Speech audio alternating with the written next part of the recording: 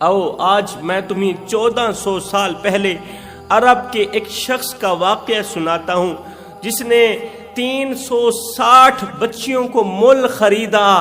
360 बच्चियों को मुल खरीद के उनकी देखभाल की, उनकी परवरिश की, उन्हें अच्छा खिलाया, अच्छा पिलाया। जब मेरे रसूल करीम को उसकी इस खिदमत का पता चला तो मेरे करीम नबी ने उसे एक ऐसा जुमला इरशाद फरमाया, अगर आप औलाद वाले हैं, साहिब औलाद हैं, अगर आपको अल्लाह ताला ने बेटी जैसी रहमत से नवाजा है तो आप उस एक जुमले को एक बार सुने, कसम से जान में जान आ जाएगी। एक बार ये दर्दनाक वाक़या जरूर सुने। रसूल करीम सल्लल्लाहु अलैहि वसल्लम की खिदमत में एक शख्स आया, कलीमा पढ़कर मुसलमान हो गया। एक शख्स आया, कलीमा पढ़कर ईमान जैसी दौलत हासिल करने के बाद, इस्लाम जैसी दौलत हासिल करने के बाद ये शख्स मुसलमान हो गया। नबी करीम के सामने बैठा है। मुसलमान होने के बाद इसने अर्ज की, या रसूलल्लाह मैं कुछ पूछना चाहता हूँ, मैं आपसे एक बात पूछना चाहता हूँ। जनाब रसूल करीम ने फरमाया, पूछिए क्या पूछना चाहते हो। उसने कहा, या रसूलल्लाह मेरा सवाल ये है कि ज़माना जाहिलियत में, मतलब कि कलिमा पढ़ने से पहले पहले, आपकी आमद से पहले पहले हमने जो नेकियां की, हमने जो अच्छे काम की, ज़माना जाहिलियत में आपकी आमद से पहले पहले, मुसलमान होने से पहले पहले हमने जो नेकियां की हैं, क्या उसका भी हमें अजर मिलेगा या मिला होगा या नहीं मिला होगा? अगर नहीं मिला होगा तो फिर मिलेगा या नहीं मिलेगा? ये सवाल तो बड़ा ही अहम है कि ज़माना जाहिलियत में हमने जो नेकियां की, अच्छे अमाल किए, बताइए उन नेकियों का हमें अजर मिलेगा या नहीं मिलेगा? ये सुनकर रसूल करीम सल्लल्लाहु अलैहि वसल्लम मुस्कुराने लगे। मुस्कुरा कर मेरे करीम नबी ने फरमाया तू बता कि तूने अपनी जिंदगी में कौन सी ऐसी नेकियां की हैं कि जिसका बदला लेना चाहता है, तू जिन नेकियों का अजर मांगना चाहता है। उसने कहा, हुजूर और ज्यादा नेकियां तो मैंने नहीं की, बस एक नेकी ऐसी है जो मुझे याद है, भूलेगी नहीं। मेरे करीम नबी ने फरमाया, उस नेकी से मैं आगाह होना चाहता हूँ। अपनी जिंदगी का वाकया सुनो, अपनी जिंदगी की कहानी सुनो। अब उस सहाबी ने, कलीमा पढ़ने वाले शख्स ने कहा, या रसूलल्लाह मेरी जिंदगी का एक दर्द भरा वाकया है। जब जब वो वाकया मेरी आंखों के सामने गुजरता है तो मेरी आंखें छम छम बरसने लगती हैं। मेरे करीम नबी ने फरमाया, मुझे अपने वाकये से आगाह करो, मुझे उस नेकी के बारे में बताओ जिसकी तुम अल्लाह से जजा लेना चाहते हो। उस शख्स ने कहा, या रसूलल्लाह मेरे 2 ऊंट गुम हो गए। 2 ऊंट गुम हो गए। उन 2 ऊंटों की तलाशी के लिए मैं तीसरे ऊंट पर बैठा घर से बाहर निकल पड़ा। 2 ऊंटों को तलाश करने के लिए मैं चलता चलता जंगल की दूसरी तरफ पहुंचा, जहां सहराई इलाका था, मैदानी इलाका था। वहां मैंने देखा कि एक शख्स जानवर चरा रहा है और मेरे वो 2 ऊंट जो गुम हो गए थे वो उन जानवरों के साथ चर रहे हैं। मैं उस शख्स के पास गया, मैंने कहा, ये जो 2 ऊंट चर रहे हैं ये तो मेरे हैं। उसने कहा, भैया ये तो चरते चरते मेरे जानवरों के साथ मिल गए, अगर तुम्हारे ऊंट हैं तो ले जाओ। थोड़ी देर के लिए मैं वहां रुका तो उस शख्स ने मुझे पानी पिलाया, साथ में 2-4 खजूरें खिलाई। 2-4 खजूरें खिला देने के बाद बिल्कुल करीब ही उसका घर था, छोटी सी झोंपड़ी थी।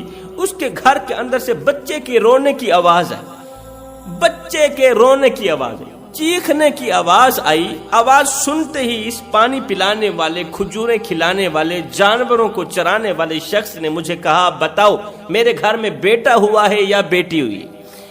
बताओ मेरे घर में बेटा पैदा हुआ है या बेटी पैदा हुई है?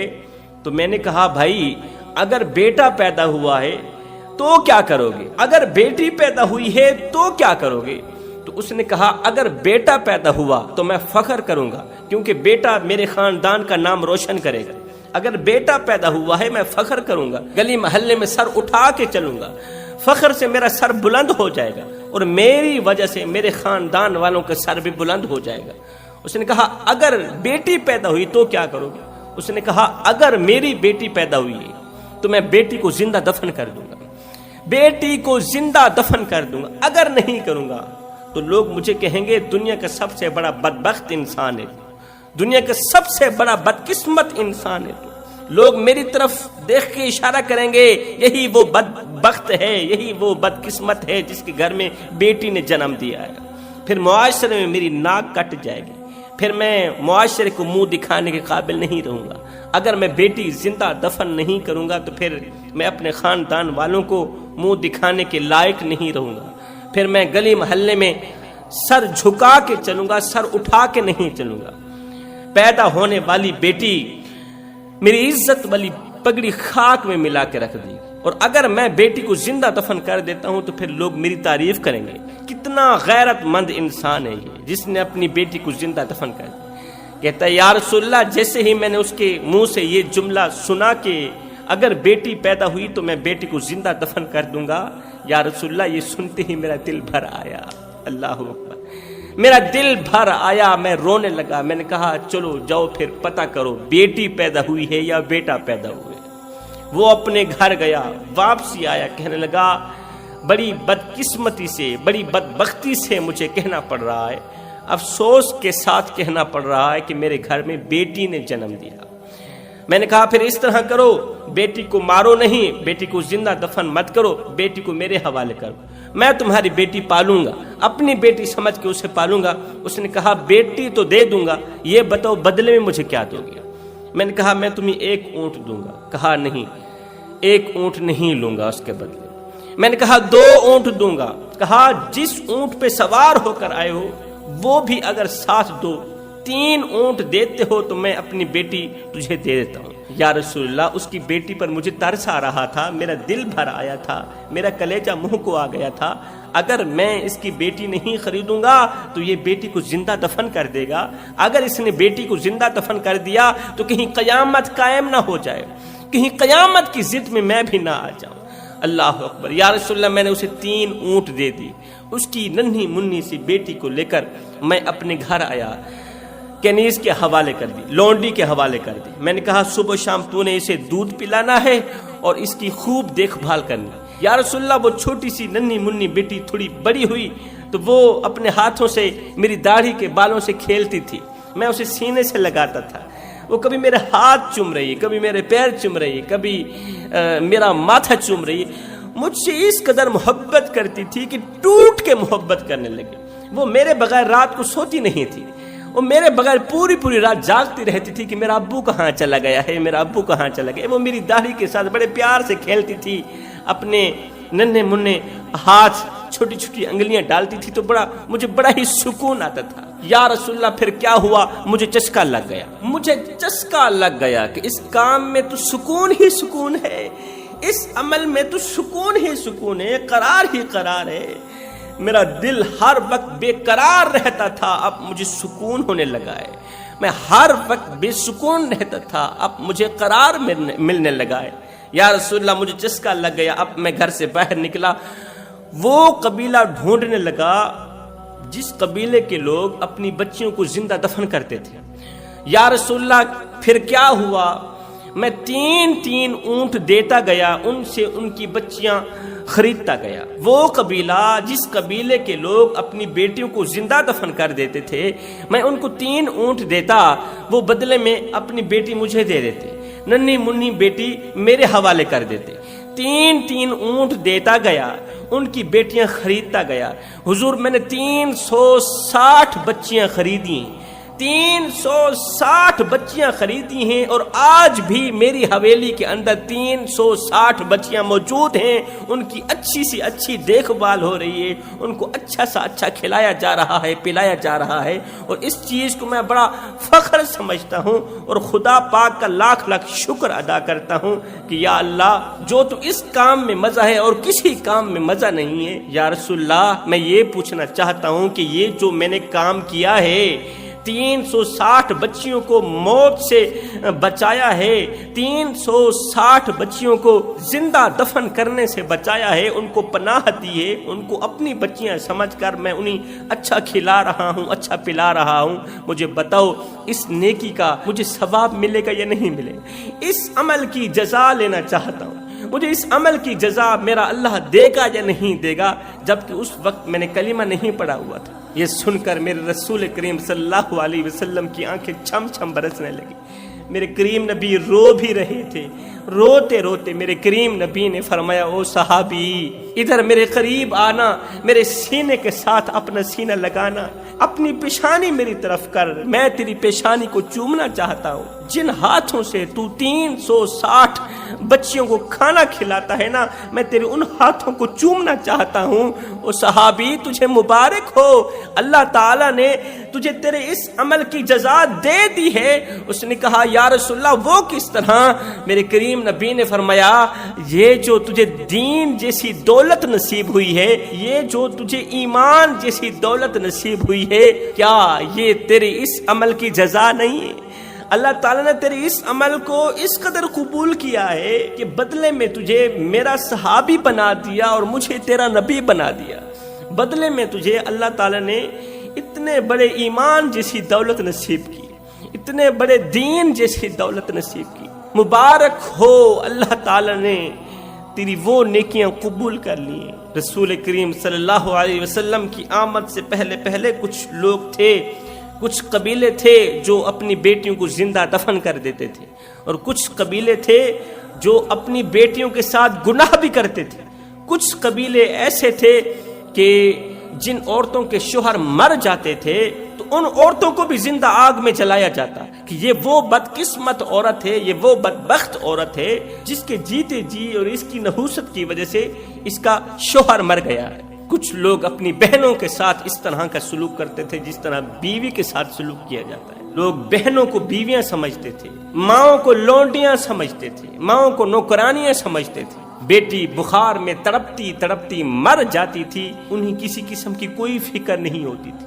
جب میرے کریم نبی کی آمد ہوئی، سبحان اللہ، جب میرے نبی کی تشریف آوری ہوئی، جب بیواؤں کی چیخیں، یتیموں کی آہیں، معصوم بچیوں کے دبے آنسوں ریت سے پکار کرتے ہوئے عرش الہی کو جنبش دینے لگے، تو میرے اللہ کو دکھی انسانیت پر رحم آیا، آمینہ کی آغوش میں محمد عربی کو بھیج دیا۔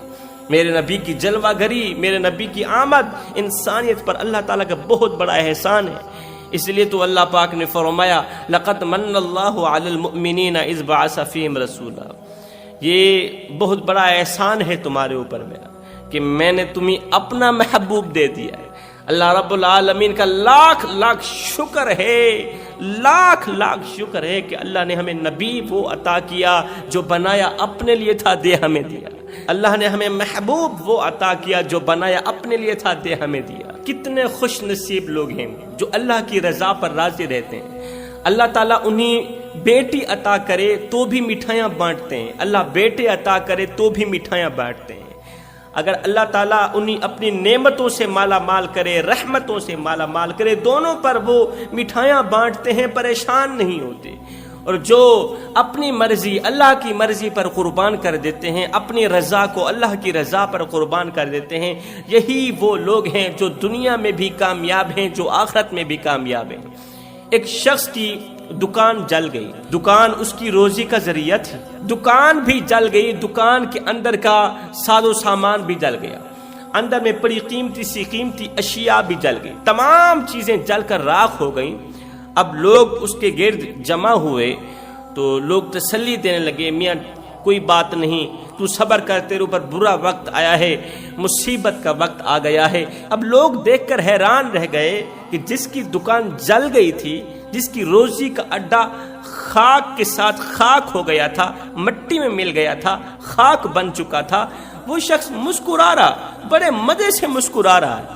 لوگوں نے کہا تو پاگل تو نہیں ہو گیا، تیری عقل جاتی رہی ہے، تیرے اوپر اتنی بڑی مصیبت آئی، اتنی بڑی پریشانی آئی ہے، تو بجائے رونے کے تو مسکرا رہا ہے۔ اس نے کہا میرے بھائیو، مجھے پکا یقین ہے مجھے پکا یقین ہے جو لوگ اپنی رضا کو رب کی رضا پہ قربان کر دیتے ہیں اللہ تعالیٰ ان کو بے یار و مددگار نہیں چھوڑتے. مجھے پکا یقین ہے اگر میں اپنے رب کی رضا پر اپنی رضا قربان کروں گا تو مجھے اللہ تعالیٰ ایسی جگہ سے رزق عطا کرے گا جہاں سے میرا کوئی وہم و گمان بھی نہیں ہوگا. میرے بھائیو یہ بتاؤ آگ کو کس نے پیدا کیا؟ لوگوں نے کہا اللہ نے. جب آگ میرے اللہ کے حکم کے تابع ہے تو اللہ کے حکم سے جب وہ جلتی ہے تو اس نے اللہ کے حکم سے ہی تو میری دکان کو جلایا ہوگا نا. تو جب کام ہوا بھی اللہ کے حکم سے اللہ کی مرضی پر ہے تو میں اللہ کی مرضی پر راضی ہوں.